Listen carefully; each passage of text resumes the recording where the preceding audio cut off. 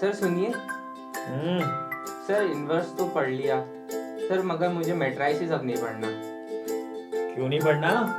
Sir कुछ समझ में ही नहीं आ रहा, मतलब क्या इसका कोई रियल लाइफ प्रैक्टिकल एग्जांपल है? बहुत Life बहुत में। प्रैक्टिकल एग्जांपल है। सर कैसे, कुछ बताएं। अरे matrices is collection of data. Collection होता है डेटा का। Sir collection? अरे यार, तुमने कल मैच देखा? Yes sir. इंडिया पाकिस्तान का मैच था। जी मजा सर। आया? यस सर, बहुत मजा आया। अब उसमें तुमने देखा होगा कि हर थोड़ी देर में कोई ना कोई प्लेयर अपना कोई नया रिकॉर्ड बना रहा था, कोई पुराना रिकॉर्ड तोड़ रहा था।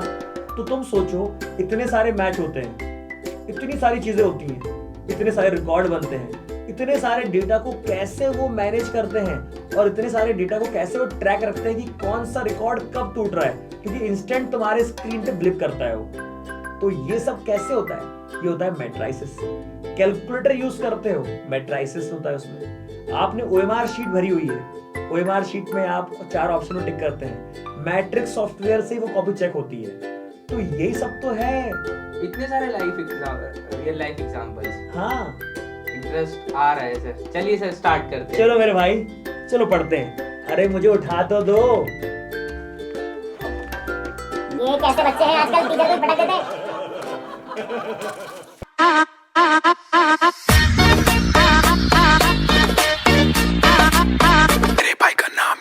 तो दोस्तों, जैसे ही हम लोग बात करते हैं मैट्राइसिस की, तो मैट्राइसिस में होते हैं बहुत सारे एलिमेंट्स, और मैट्राइसिस के एलिमेंट जो होते हैं वो अरेंज होते हैं हॉरिजॉन्टल और वर्टिकल फॉर्म में। कैसे होते हैं एक बार अच्छे से देखते हैं कि भैया matrices is basically rectangular arrangement of numbers arrange in row and column. मतलब हॉरिजॉन्टली और वर्टिकली वो अपने आप को अरेंज करके रखते हैं। अब यहां पर कैसे दिए हुए हैं, ये अलग अलग तरह के मैट्राइसिस दिए हुए हैं, अलग अलग ऑर्डर के मैट्राइसिस दिए हुए हैं। अब इसको हम समझते हैं। जैसे यहां पर एक एलिमेंट है, तो अगर मैं यहां पर एक एलिमेंट लिखूं ए बी सी डी, तो यहां पर अगर आप उनको देख रहे हैं तो यहां पर वो पूरे के पूरे ए और बी जो हैं दे आर हॉरिजॉन्टली अरेंज्ड। तो this is row 1, this is row 2। I hope you are getting my point. Row 1 और रो 2 है ना। वैसे ही जो आपके ये वर्टिकली दिए हुए हैं, ये आपका कॉलम 1 और ये है आपका कॉलम 2। वैसे ही जब मैं बात करता हूं यहां पर, तो यहां पर जो दिया हुआ है ये 5 और 1 दिए हुए हैं। अब यहां पर कितने रो होंगे आप बताइए? कि अगर 5 और 1 इस तरह लिखे हुए हैं तो this is row 1 and this is row 2, but यहां पर सिर्फ और सिर्फ एक ही कॉलम है। I hope you are getting. Yes, similarly यहां पर हम जब बात करते हैं तो 5 3 2, यहां पर जब बात करते हैं तो यहां पर आपको सिर्फ एक ही रो मिलता है, यहां पर एक ही रो मिलता है। लेकिन कॉलम जो है ये कॉलम 1 है, ये कॉलम 2 है, ये कॉलम 3 है। क्या मेरी बात समझ में आ रही है? तो कॉलम 1 कॉलम 2 कॉलम 3, 3 कॉलम और एक रो। तो इसी के हिसाब से इनके ऑर्डर भी डिसाइड होते हैं। ऑर्डर हमेशा हमेशा हमेशा रो इनटू कॉलम के फॉर्म में आता है, रो इनटू कॉलम के फॉर्म में आता है। इसको बोलते हैं ऑर्डर। ऑर्डर क्या होता है? जैसे कि यहां पर कितने एलिमेंट हैं ए बी सी डी, यहां पर रो 1 और रो 2, कॉलम 1 कॉलम 2। इसका मतलब क्या होता है कि भैया रो 1 रो 2 की जब बात करेंगे, कॉलम कॉलम 2 की बात करेंगे, तो रो कितने हुए और कॉलम कितने हुए ये काउंट करेंगे, इससे निकलेगा ऑर्डर। तो इसका जो ऑर्डर रहेगा यहां पर रहेगा ऑर्डर 2 क्रॉस 2 का। मतलब रो भी 2 है इसकी, कॉलम भी 2 है। मैंने बताया आपको क्या सीक्वेंस होता है कि पहले वाले में नंबर ऑफ रोज आता है और दूसरे वाले में नंबर ऑफ कॉलम आता है। यहां पर जब बात करते हैं तो आता है कितने रो, रो 1 रो 2, तो 2 रोज आएंगे और एक कॉलम आएगा। तो 2 क्रॉस 1 इसका ऑर्डर रहेगा। क्या मेरी बात समझ में आ रही है? 2 क्रॉस 1 इसका ऑर्डर रहेगा, है ना। अरे क्या भैया, कॉलम और रो को उल्टा उल्टा मत कर देना। अरे भैया उल्टे पैदा हुए थे क्या? उल्टा मत कर देना, बोल रहा हूं, समझा रहा हूं। ऑर्डर्ड पेयर है ये, रो इनटू कॉलम ही रहेगा, ठीक है। यहां बात करते हैं क्या इसका ऑर्डर रहेगा। रोज कितनी रहेंगी? रो रहेगा इसका 1 और कॉलम कितनी है 3, तो रो क्रॉस कॉलम मतलब 1 क्रॉस 3 का है ये। तो यहां पर जो इसका ऑर्डर है वो है 1 क्रॉस 3। मतलब सर क्या अलग अलग मैट्राइसेस अलग अलग ऑर्डर की हो सकती हैं? बिल्कुल हो सकती हैं। जानने वाली बात और याद रखने वाली बात सिर्फ इतनी सी है कि अगर आपके पास 1 2 3 4 5 6 इस तरह का कोई भी मैट्राइसिस दिया हुआ है तो बहुत सिंपल चीज है कि यहां पर इतने हॉरिजॉन्टल वालों को रो 1 एंड रो 2 बताया दिया जाता है। हॉरिजॉन्टल मतलब ये 1 2 3 एंड 4 5 6 ये आपके क्या है, हॉरिजॉन्टल वाले एलिमेंट्स, मतलब ये है रोज। और जो आपके 1 4 कॉलम है, ये वर्टिकल मतलब column 1 column 2 column 3। I hope it is clear. तो ये कॉलम 1 कॉलम 2 कॉलम 3 होता है और इसका ऑर्डर होता है रो इंटू 3 मतलब रो क्रॉस 3। तो दो आपके इस तरह से एलिमेंट आ सकते हैं। तो सर किसी तरह की भी मैट्राइसिस होती है? जी हां, किसी भी ऑर्डर की आपकी मैट्राइसिस हो सकती है, इसमें कोई डाउट वाली बात नहीं है। बात करते हैं थोड़ा सा आगे कि सर मैट्रिक्स कोई बोलता है, कोई बोलता है मैट्राइसिस। तो भैया मैट्रिक्स अगर कोई बोल रहा है इसका मतलब ये है सिंगुलर फॉर्म, मैट्राइसिस कोई बोल रहा है तो वो है प्लूरल फॉर्म। तो दोस्तों मैंने आपको जैसे कि पहले बताया कि I will be taking it from the basics, मैं बिल्कुल गड्ढे में से निकाल के आपको अच्छे सवालों तक लेके जाऊंगा, ठीक है? तो थोड़ा जुड़े रहिएगा आखिरी तक, ठीक है? अब ईच नंबर और entity in a matrix is called element. जो हमने वहां पे इतने सारे एलिमेंट देखे, आपने पिछले वाले में जो ए बी सी डी, ये 5 1, ये 5 3 2, ये 1 2 3 4 5 6, ये आपने एलिमेंट देखे हैं, they are called elements, they are called elements. तो है ना, जितने भी उसमें एंटिटी रहती हैं, एंट्रीज रहती हैं, उसको बोलते हैं एलिमेंट्स। अब जितने भी मैट्रिक्स होते हैं उसमें हॉरिजॉन्टल वाले जो एलिमेंट होते हैं, हॉरिजॉन्टल लाइन होती है उनको बोला जाता है रोज, और जो वर्टिकल लाइन होती है उनको बोला जाता है कॉलम। आई होप हमने ये चीज देख ली है, ठीक है? अब ऑर्डर ऑफ मैट्रिक्स में दोबारा बता देता हूं। ऑर्डर ऑफ मैट्रिक्स का मतलब सीधी बात ये रहती है कि भाई हमारा नंबर ऑफ रोज और नंबर ऑफ कॉलम को कंसिडर किया जाता है, और उसमें भी हम लोग हमेशा नंबर ऑफ रोज को पहले लिखते हैं, नंबर ऑफ कॉलम्स को बाद में लिखते हैं। तो उसी तरह से हमारे ऑर्डर डिसाइड होते हैं। जैसे कि यहां पर देखिए, कंसीडर द एलिमेंट 2 1 5 3 -1 7, ये आपके पूरे के पूरे एलिमेंट्स हैं। अब इसमें बताइए जितनी हॉरिजॉन्टल लाइन पे एलिमेंट आएंगे उसको रो 1 कहा जाएगा और रो 2 कहा जाएगा, और जितनी ही वर्टिकल लाइंस पे एलिमेंट आएंगे उनको कॉलम 1 और कॉलम 2 कहा जाएगा। क्या मेरी बात समझ में आ रही है? जी हां, इसका मतलब यहां पर हम लोग रो और कॉलम को एक नाम देने की भी कोशिश करेंगे। इसका मतलब बहुत सिंपल है कि हम लोग यहां पर रोज को और कॉलम्स को बार बार डील करने वाले हैं। तो मैं आपको बता दूं कि जब भी मैं कोई भी एलिमेंट को मैट्रिक्स में डालूंगा तो रो और कॉलम का जिक्र करूंगा, और इसको मैं आई क्रॉस जे से मेंशन कर दूंगा। आई क्रॉस जे से मेंशन कर दूंगा, मतलब या तो रो इनटू कॉलम करके बोल दूं या फिर एम क्रॉस एन बोल दूं, कुछ ही बोलूं, लेकिन आप समझ जाना कि ऑर्डर मतलब एम क्रॉस एन। तो अगर मैं आपसे बोलूं कि भाई यहां पर A B C D E F ऐसा लिखा हुआ है, तो मैं आपको ए का लोकेशन कैसे बताऊंगा? मैं आपको ए का लोकेशन कैसे बताऊंगा दोस्तों? तो आप बोलोगे सर ए का लोकेशन क्या है? एक ऐसा एलिमेंट है जो कि रो 1 और कॉलम भी 1, रो 1 एंड कॉलम भी 1 दिखा रहा है। अच्छा सर, मतलब पहला रो और पहला कॉलम, इसका मतलब ए वो है? जी हां। अगर मैं आपसे बोलूं कि डी कौन सा एलिमेंट है, तो डी एक ऐसा एलिमेंट है जो कि रो 2 है और कॉलम 1 है। तो रो 2 कॉलम 1 करके मैं उसको जज कर सकता हूं। क्या मेरी बात समझ में आ रही है? हां सर। अब मैं आपसे बोल रहा हूं कंस्ट्रक्ट अ मैट्रिक्स। क्या बोल रहा हूं मैं आपसे? कंस्ट्रक्ट अ मैट्रिक्स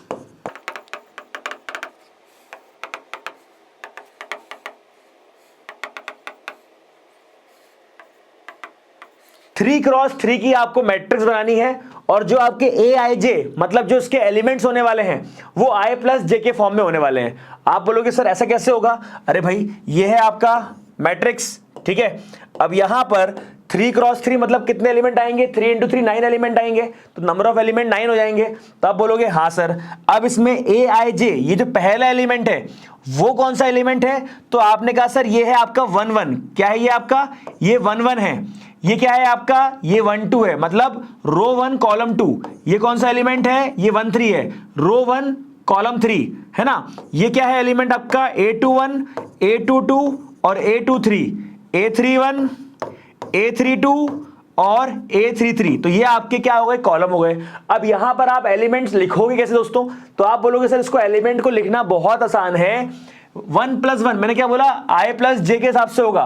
तो i और j की वैल्यू क्या है यहाँ पे 1 1 है, तो यहां पर आपका जो मैट्रिक्स आएगा रिजल्टेंट वो क्या आएगा 1 प्लस 1 2, ये क्या आएगा 1 प्लस 2 3, ये अरे हाया ना i प्लस जे बोल रहा हूं ना मैं, एलिमेंट इस तरह से आएंगे 1 प्लस 3 क्या आएगा 4, यहां पर 2 प्लस 1 क्या आएगा 3, 2 plus 2 4, 2 plus 3 5, 3 plus 1 4, 3 plus 2 5, 3 plus 3 6।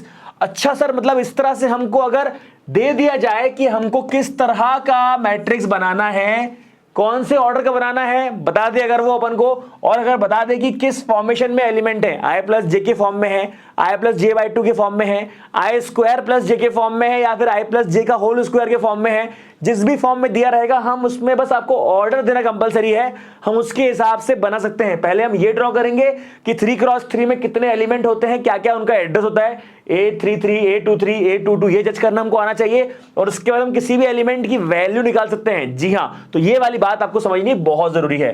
तो अब आगे बात करते हैं कि आपको ये क्वेश्चन में यहाँ पे सब कुछ जो है मेन पॉइंट दिए हुए हैं।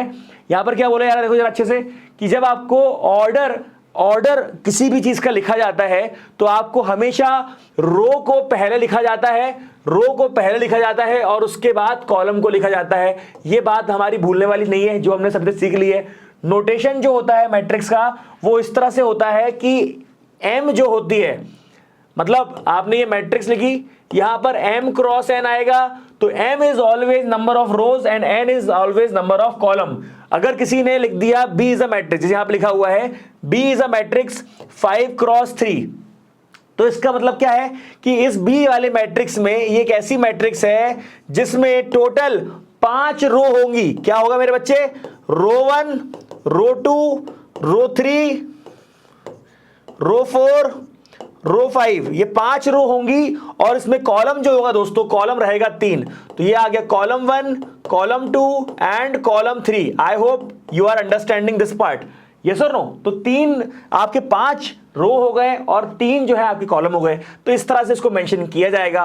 और जो नंबर ऑफ एलिमेंट्स रहते हैं वो कैसे निकालते हैं कि अगर 3 क्रॉस 2 आपका ऑर्डर है तो 3 इंटू 2 6 एलिमेंट रहेंगे। अगर 5 क्रॉस 1 आपका ऑर्डर है तो 5 इंटू 1 5 एलिमेंट रहेंगे। अगर 3 क्रॉस 3 का एलिमेंट है, मतलब 3 इंटू 3 क्या हो गया 9 एलिमेंट हो गए, तो 3 क्रॉस 3 ऑर्डर में 9 एलिमेंट हो गए। वैसे ही अगर किसी ने बोल दिया कि भाई एक हमारे पास मैट्रिक्स थी, इसमें 4 रो थे 6 कॉलम थे, तो नंबर ऑफ एलिमेंट कितना रहेगा मेरे भाई, नंबर ऑफ एलिमेंट रहेगा आपका 24। कितना रहेगा 24 रहेगा। I hope it is clear, yes और no, I hope it is clear. बहुत ही सिंपल लैंग्वेज में मैं बहुत ही बिल्कुल बेसिक तरीके से आपको सिखा रहा हूं, ताकि आप लोग जो है समय के साथ साथ जैसे से मेरा वीडियो आगे बढ़ता जाए, हर एक मिनट आपका जो कॉन्सेप्ट बन रहा है वो बहुत स्ट्रांग बने। राइट, ये बहुत जरूरी है, कॉन्सेप्ट को स्ट्रांग बनाना बहुत जरूरी है। अब एक क्वेश्चन है, अगर ये बोला गया है, it must be noted here that if a matrix has 6 element, question कैसे आएगा, अगर मैट्रिक्स का एलिमेंट नंबर ऑफ एलिमेंट 6 हैं तो कितने तरह के ऑर्डर पॉसिबल हैं। 6 एलिमेंट को रखते हुए वो कितने तरह के ऑर्डर बना सकता है, ये बात आपको समझनी है। तो 6 एलिमेंट को रखते हुए कितने ऑर्डर बन सकते हैं, 1 क्रॉस 6, 6 क्रॉस 1, है ना। तो आपका पहला बन सकता है 1 क्रॉस 6, जिसमें एक रो रहेगा 6 कॉलम रहेंगे, है ना। एक रहेगा 6 क्रॉस 1, तो 6 रो रहेंगे 1 कॉलम रहेगा। 2 क्रॉस 3, 2 रो 3 कॉलम, और 3 क्रॉस 2 3 रो 1 कॉलम 2 कॉलम। यस और नो, इन सभी केस में जो रहेंगे आपके नंबर ऑफ एलिमेंट जो रहेंगे वो 6 रहेगा। वैसे मैं आपको एग्जांपल दे रहा हूं कि अगर आपको कभी भी 8 एलिमेंट को रखना है, कभी भी आपको 8 एलिमेंट को रखना है दोस्तों, तो 8 एलिमेंट्स को रखना है कभी भी, तो कितने तरह के बन सकते हैं सर, 8 क्रॉस 1 बन सकता है, 1 क्रॉस 8 बन सकता है, 2 क्रॉस 4 बन सकता है, 4 क्रॉस 2 बन सकता है। हाँ या ना, give me a thumbs up. आपको नंबर ऑफ ऑर्डर कितने पॉसिबल हैं, कितने तरह के मैट्रिक्स बन सकते हैं 8 एलिमेंट के, वो आपने निकाल दिए। आप बताओ इसके अलावा कोई पॉसिबल है क्या, कोई पॉसिबिलिटी नहीं है, ठीक है। अब यहां पे कुछ टाइप्स ऑफ मैट्रिक्स होते हैं। टाइप्स ऑफ मैट्रिक्स क्या होता है कि भाई रो मैट्रिक्स क्या होता है। आपने कहा सर रो मैट्रिक्स, आपने देखा कि मैट्रिक्स में बहुत सारे रोज भी होते हैं, बहुत सारे कॉलम्स भी होते हैं, पर रो मैट्रिक्स क्या होता है एग्जैक्टली कि सर अगर आपने ऐसा एक मैट्रिक्स बनाया जिसमें सिंगल रो हो, क्या है मेरे बच्चे, सिंगल रो, है ना। डेफिनेशन में क्या दिया हुआ है, डेफिनेशन में दिया हुआ है कि ओनली 1 रो, क्या लिखा हुआ है, ओनली वन रो, ऐसी मैट्रिक्स जिसमें सिर्फ और सिर्फ एक रो होती है, कॉलम कितने भी हो मैटर नहीं करता, ऐसी मैट्रिक्स जिसमें सिर्फ और सिर्फ एक रो होती है उसको हम बोलते हैं रो मैट्रिक्स। तो कॉलम में क्या होगा, ऐसी मैट्रिक्स जिसमें सिर्फ एक कॉलम होती है उसको बोलेंगे कॉलम मैट्रिक्स। जी हाँ, ये जो कॉलम मैट्रिक्स है उसका मतलब क्या होता है कि सिर्फ और सिर्फ एक कॉलम हो उसको बोलते हैं column matrix. I hope it is clear, I hope it is clear. तो एक रो वाला रो मैट्रिक्स, एक कॉलम वाला कॉलम मैट्रिक्स, ठीक है। तो आपको समझ में आ गया। अब जब रो मैट्रिक्स रहेगी, रो मैट्रिक्स रहेगी तो रो एक रहेगा पर कॉलम कितने भी हो सकते हैं। तो 1 into x, मतलब रो एक है ना, रो कितनी, रो एक रहेगी, कॉलम कितने हो सकते हैं। और यहां पर क्या होगा, x into 1, मतलब कॉलम एक रहेगी, रो कितनी हो सकती है। क्लियर है। चलिए, अब वैसे स्क्वायर मैट्रिक्स मतलब नंबर ऑफ रोज और नंबर ऑफ कॉलम जो होते हैं बराबर होने चाहिए। जैसे कि 2 क्रॉस 2 का एग्जांपल दिया हुआ है, ये ऐसा मैट्रिक्स है जो कि 2 क्रॉस 2 है ना। तो this is 2 cross 2 matrix, 2 cross 2 है ना। अगर मैं बोलूं आपसे तो 3 क्रॉस 3 वाला भी जो रहेगा वो स्क्वायर मैट्रिक्स रहेगा। ओनली थिंग इज अगर मैं m क्रॉस n लिख रहा हूं यहां पर, अगर मेरा ये ऑर्डर है तो in this case m should be equal to n, that's it. Square matrix मतलब number of rows is equal to number of columns. वहीं आगे बढ़ते हैं तो यहां पर बोल रहा है रेक्टेंगुलर मैट्रिक्स। रेक्टेंगुलर मैट्रिक्स मतलब आपके number of row and number of column बराबर नहीं होने चाहिए। तो कभी भी अगर ऑर्डर आपका m क्रॉस n है तो m should never be equal to n, m should never be equal to n, this is the problem, yes or no, m should never be equal to n, that's it। Okay, चलिए move करते हैं आगे।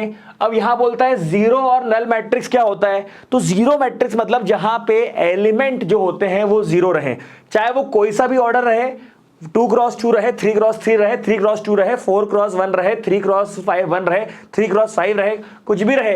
अगर आपके पास if each element of the matrix is zero, अगर सारे के सारे एलिमेंट आपके जीरो हैं तो उसको कहा जाता है आपका जीरो मैट्रिक्स या फिर नल मैट्रिक्स। क्या मेरी बात समझ में आ रही है?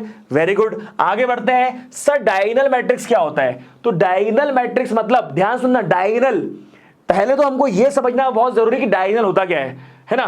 डायगोनल आप मुझे बताओ, ऐसा बनाऊंगा तो डायगोनल ये भी हो सकता है और डायगोनल ये भी हो सकता है, पर ऐसा नहीं रखना है दिमाग में। डायगोनल जो होता है उसका आपको एक डेफिनेशन फिक्स करना पड़ेगा, मतलब लेफ्ट टॉप से राइट बॉटम पे जाना पड़ेगा, यही आपका डायगोनल है। क्या मेरी बात समझ में आ रही है?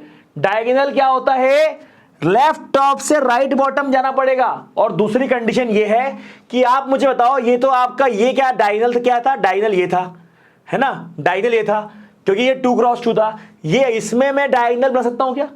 अगर ये आपका 0 0 दिया हुआ है और ये आपका, इसमें अगर मैं आपसे बोलूं डायगोनल क्या है, डायगोनल बताओ, तो आप डायगोनल निकाल पाओगे क्या? नहीं निकाल पाओगे।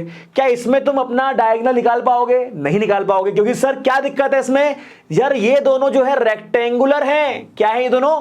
रेक्टेंगुलर। आप मुझे बताओ ABC DEF, क्या इसमें तुम डायगोनल निकाल पाओगे?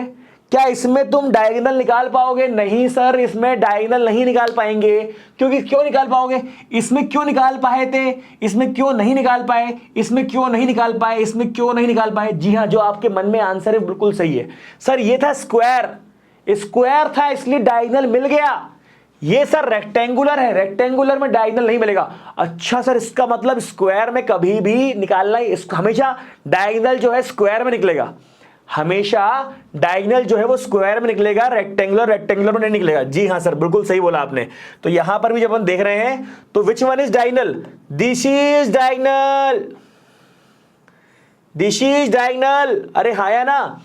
And this is diagonal, yes और no? This is diagonal, yes और नो? तो हमेशा लेफ्ट टॉप से राइट बॉटम की तरफ आएगा डायगोनल, लेफ्ट से राइट पे आएगा डायगोनल। और देखो मैं लिखा भी हुआ है, क्या लिखा हुआ है देखो जरा, in a square matrix only the leading principal diagonal means the diagonal from the top left to the bottom right, top left to the bottom right. क्या आप समझ पा रहे हैं? अरे भाई क्या आप समझ पा रहे हैं कहानी? बोलिए, डेफिनेशन क्लियर है आप लोगों को? बहुत बढ़िया। चलिए आगे बढ़ते हैं। अब आपने बहुत सारी मैट्रिक्स देख ली, आपने स्क्वायर मैट्रिक्स देख ली, आपने रेक्टेंगुलर मैट्रिक्स देख ली, आपने नल मैट्रिक्स देख ली, वॉइड मैट्रिक्स देख ली, जीरो मैट्रिक्स देख ली, आपने देख ली कि भैया क्या होता है रो मैट्रिक्स, कौन सी होती है कॉलम मैट्रिक्स, डायगोनल मैट्रिक्स देख ली। अब बारी है यूनिट मैट्रिक्स और आइडेंटिटी मैट्रिक्स की। यूनिट का मतलब होता है, यूनिट का मतलब होता है वन। यूनिट का मतलब क्या होता है? वन। जैसे आपने देखा था पिछले में, आपने बोला कि सर डायगोनल मैट्रिक्स क्या होता है? डायगोनल मैट्रिक्स मतलब ऐसी मैट्रिक्स जिसके सारे के सारे डायगोनल के एलिमेंट रहे नॉन जीरो। डायगोनल के जो एलिमेंट हैं वो रहे आपके नॉन जीरो। क्या रहे? Non zero. लेकिन डायगोनल के अलावा सारे के सारे रहेंगे जीरो। ये हुआ था। लेकिन यूनिट मैट्रिक्स में भी क्या था? पहले था नॉन जीरो, लेकिन स्पेसिफिकली नॉन जीरो में से कौन सा आना चाहिए? डायगोनल में स्पेसिफिकली वन आना चाहिए। स्पेसिफिकली वन आना चाहिए, तब जाके कहानी सही होती है। अरे हाँ या ना? स्पेसिफिकली अगर हम बात करें डायगोनल मैट्रिक्स की, तो उसकी डेफिनेशन होती है कि डायगोनल में जितने भी एलिमेंट्स हैं, डायगोनल में जितने भी एलिमेंट्स हैं, कहां से? डायगोनल में जितने भी एलिमेंट है, it should be non zero. But when we talk about unit matrix, then also condition is कि it should be non-zero, but specifically all the diagonal elements should be one. Unit मतलब one, identity मतलब one. क्या मेरी बात समझ में आ रही है? डायगोनल मैट्रिक्स और यूनिट मैट्रिक्स में डिफरेंस समझ में आ गया? बहुत बढ़िया। चलिए मूव करते हैं आगे। Transpose of matrix. Transpose of matrix. अब ट्रांसपोज ऑफ मैट्रिक्स क्या होता है? ट्रांसपोज ऑफ मैट्रिक्स का मतलब होता है दोस्तों कि भाई आपने रो और कॉलम को आपस में इंटरचेंज कर दिया। जो रो था उसको कॉलम बना दिया, जो कॉलम था उसको रो बना दिया। मतलब एक मैट्रिक्स दी हुई है, एक मैट्रिक्स दी है ए 2 3 1 0 4 3। कितने रो है इसमें और कितने कॉलम है इसमें? तो आपने कहा कि सर इसमें कॉलम 1, कॉलम 2, कॉलम 3 और रो 1 एंड रो 2। सही है। तो इसका ऑर्डर क्या था? इस वाले मैट्रिक्स का ऑर्डर था 2 क्रॉस 3। अरे हाँ या ना? तो इसका ऑर्डर क्या रहेगा? इसका ऑर्डर क्या रहेगा? 3 क्रॉस 2। क्योंकि आपने क्या किया? सारे एलिमेंट जो थे रो के वो कॉलम में कर दिए, कॉलम के रो में कर दिए।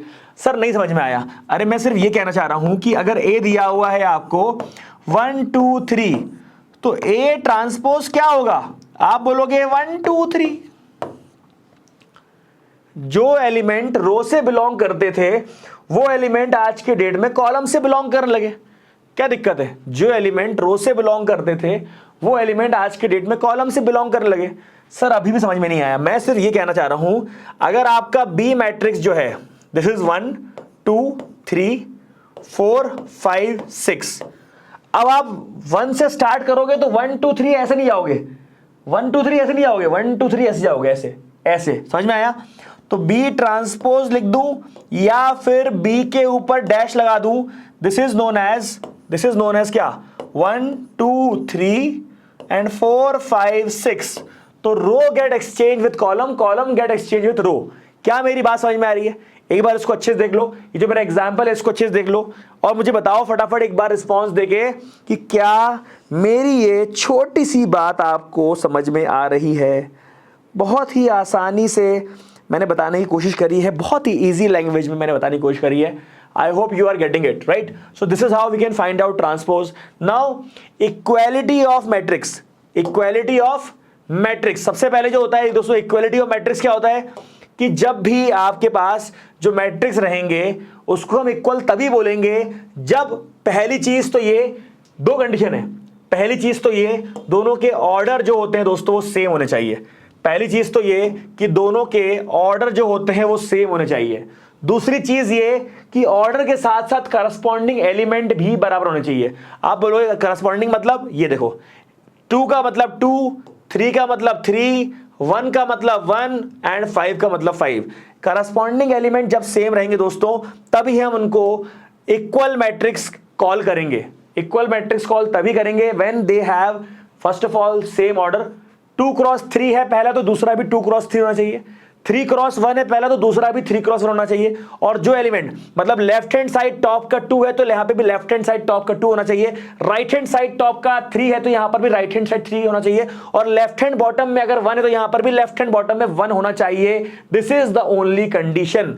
ओके, तो दोस्तों इक्वल मैट्रिक्स पढ़ाया है तो इक्वल की बात कर लेते हैं। यहां पर गिवन है कि ये दोनों मैट्रिसेस जो हैं ये बराबर हैं, और अगर ये दोनों मैट्रिसेस बराबर हैं इसका मतलब सीधा सा रूल ये है कि इनके करस्पॉन्डिंग एलिमेंट भी बराबर होने चाहिए। करस्पॉन्डिंग का मतलब मेरे ख्याल समझते हैं आप लोग, करस्पॉन्डिंग क्या होता है?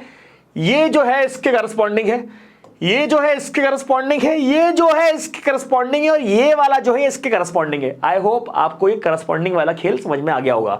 अब यहां पर क्या हुआ, आपने यहां पर लिख दिया x - 2 = 0, यहां पर लिख दिया a/2 = 1, यहां पे लिख दिया y = 3 एंड यहां लिख दिया b + 1 = 5। जैसे ही करस्पॉन्डिंग एलिमेंट तुम बराबर लिखते हो मेरे भाई, जैसे ही करस्पॉन्डिंग एलिमेंट बराबर लिखते हो तो बस अब वैल्यू आनी शुरू हो जाती है। x y a b की वैल्यू चाहिए वो आपको मिल जाएगी। क्या रहेगी value? x = 2, okay first down. a = क्या, क्रॉस मल्टीप्लाई करेंगे तो 2, ये भी डाउन। y = 3 हो गया एंड y = 5 - 1 दैट इज 4। तो this is how you can find out values very easily. I hope you are getting. तो इक्वल मैट्रिसेस का ये फायदा होता है। अब बात करते हैं एडिशन ऑफ 2 मैट्रिसेस। तो दोस्तों आपने देख लिया कि हम किस तरह से 2 मैट्रिसेस को कंपेयर करते हैं। अब बात करेंगे हम लोग एडिशन ऑफ 2 मैट्रिसेस।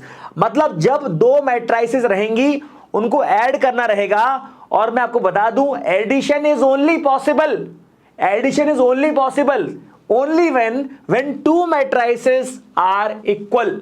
मतलब सेम ऑर्डर के रहेंगे। इक्वल मैट्रिसेस नहीं बोल रहा हूं मैं, एलिमेंट बराबर नहीं करने। आपके 2 मैट्रिसेस का एडिशन और सब्ट्रैक्शन तभी हो पाएगा जब दोनों मैट्रिसेस के ऑर्डर सेम रहेंगे। जैसे कि यहां पर दिया हुआ है, इसका ऑर्डर क्या है, इसका ऑर्डर है 2 × 2, इसका ऑर्डर भी क्या है, इसका ऑर्डर 2 × 2। तो ये ऐड भी हो सकते हैं और सब्ट्रैक्ट भी हो जाएंगे। ऐड कैसे होंगे? करस्पॉन्डिंग एलिमेंट को ऐड कर दो, करस्पॉन्डिंग एलिमेंट को ऐड कर दो तो जो a + b बनकर आएगा, a + b बनकर आएगा दोस्तों, that is going to be 2 + 3, 1 + 2 and 5 + 1 and 6 + 4। तो जो आपका आंसर आएगा result, that is going to be 5, 3, 6 and 10। So this is how we add any matrices. Okay, अब बात करो सब्ट्रैक्शन की। कहानी फिर सेम है कि भाई सब्ट्रैक्शन तभी होगा जब ऑर्डर सेम होगा, और इस केस में क्या है, ऑर्डर सेम है। ऑर्डर जैसे ही सेम हो तो क्या हुआ, 5 - 3, 4 - 0, 2 - 4, 1 - 2, राइट। तो answer is what, answer is 2, 4 - 2 - 1। क्या मेरी बात समझ में आ रही है?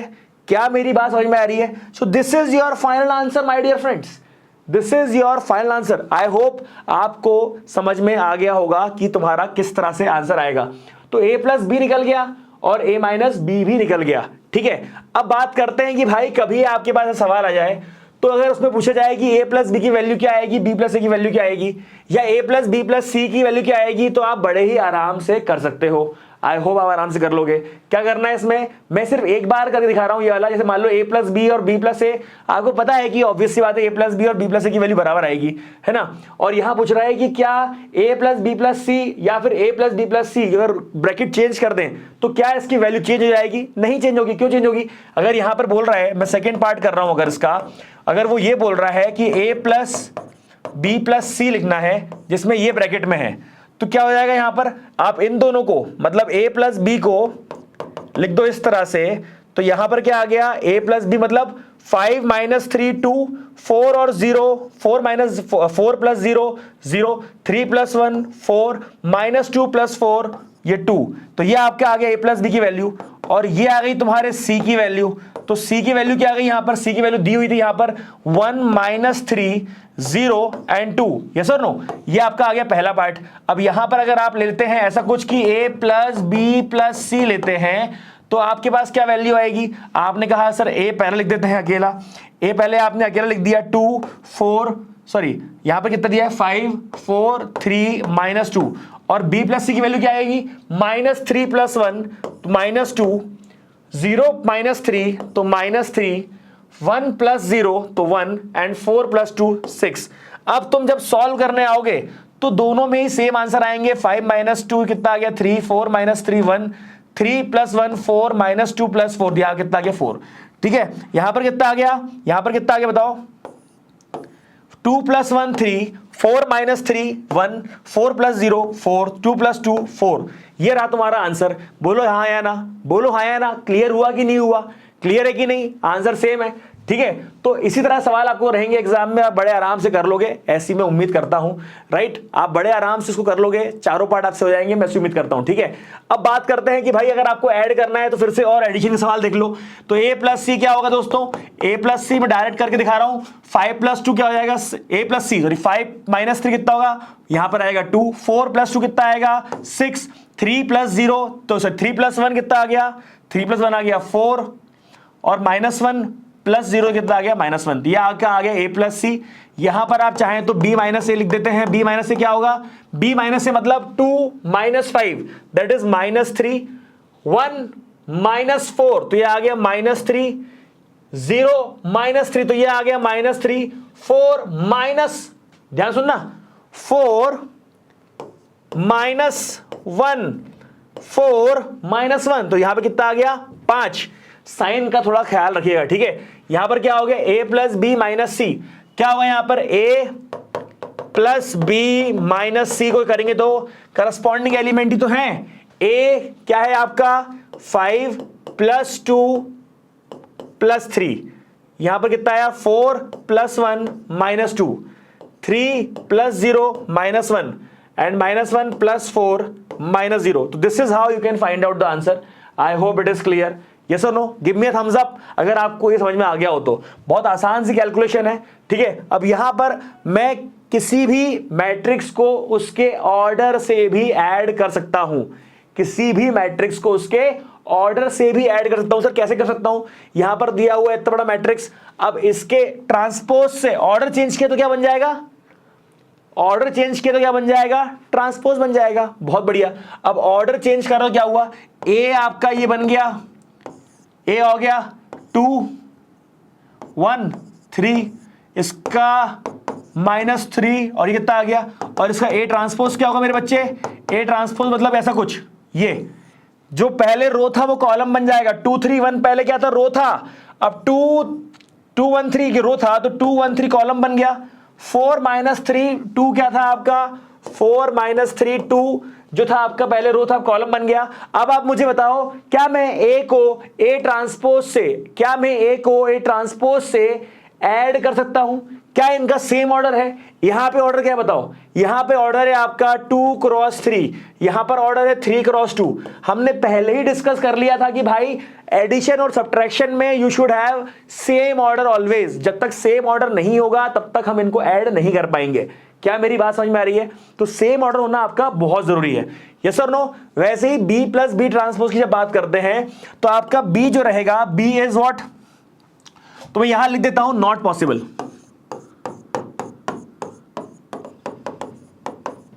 पॉसिबल ठीक है। अब यहां बात करते हैं b की तो यहां पर b क्या है 3 7 -2 4 एंड b ट्रांसपोज क्या है मेरे बच्चे b ट्रांसपोज इज 3 7 -2 4। अब यहां पर जब तुम ऐड करने आते हो तो यह आया कितना ऐड हो सकता है क्या हो सकता है सर क्योंकि ये भी 2 × 2 का है ये भी 2 × 2 का है दोनों के सेम ऑर्डर हैं तो हो सकता है। तो b + b ट्रांसपोज क्या होगा मेरे भाइयों 3 + 3 6 -2 + 7 5 7 - 2 5 4 + 4 8 तो ये आ गया तुम्हारा वैल्यू b + b ट्रांसपोज का। क्या मेरी बात समझ में आ रही है किस केस में ट्रांसपोज के साथ ऐड नहीं होता ऐसे केस में जब आपका ऑर्डर मतलब आपका रेक्टेंगुलर मैट्रिक्स हो उसके ट्रांसपोज से फिर वो ऐड नहीं होता।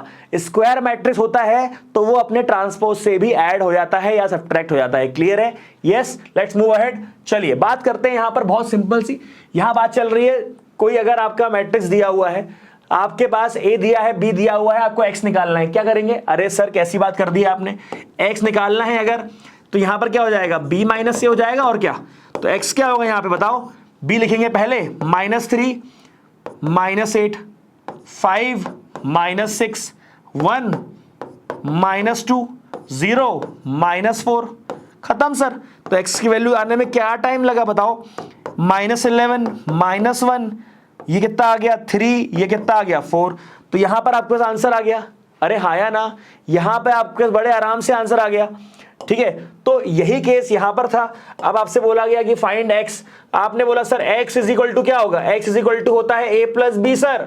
तो x इज इक्वल टू क्या हो गया, a और b को ऐड कर दो तो 8 - 3 5 6 प्लस 5 11 है ना, और यहां पे कितना आ गया -2 + 1 तो -1 और 4 + 0 is 4। Very easy, this is how we can find out value of x। अच्छा सर, ये तो आपने जितना बताया पूरे के पूरे अलजेब्रिक रूल है, मैंने यही तो कह रहा हूं, पूरे के पूरे रूल जो हम लोग अलजेब्रा में पढ़ते थे वही के वही रूल यहां पर हम लोग यहां पढ़ रहे हैं। कोई डिफरेंस आया क्या, कोई डिफरेंस नहीं आया। तो all the rules are same. ये सर कुछ अगर चीज आपको देखनी है थोड़ी देर तो आप थोड़ा सा वीडियो को रोक कर पॉज करके देख लो ताकि आप कुछ चीज मिस ना करो।